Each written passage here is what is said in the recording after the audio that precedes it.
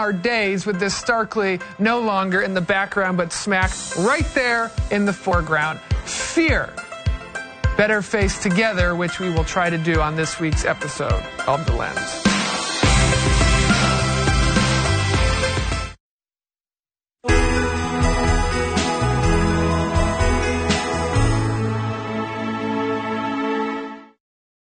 The story of the prodigal son has always been one of my favorite passages in the Bible.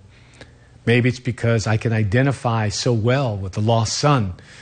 But regardless of who we are or what our lives have been like, this timeless parable speaks deeply into all of our hearts. The story of a young man who leaves his father's house and sets out to live his own life on his own terms is a marvelous example of the journey of rebellion, sin, repentance, reconciliation, and conversion. It's especially a good subject for our Lenten reflections, and particularly this year when the church gives us this parable for our gospel reading on the fourth Sunday of Lent. Let's briefly review the basic story.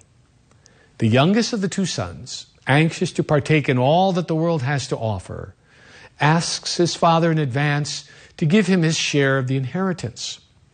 Since the inheritance is given when the father has died, it is profoundly insulting to ask for it while his father is still alive.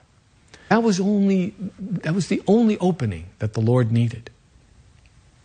Number 3, humility is the sweet virtue.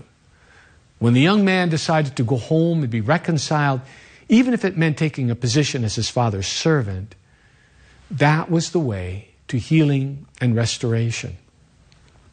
Number 4, the Father, our Father, is even more eager to forgive us than we are to be forgiven. When one of our human relationships is broken, we're conditioned to expect a partial and often reluctant reconciliation at best. Seldom, if ever, is the injured person thrilled at our remorse. That is, the greater his outpouring, truly, who can know his mind? One of the key themes of Lent is a call to repentance.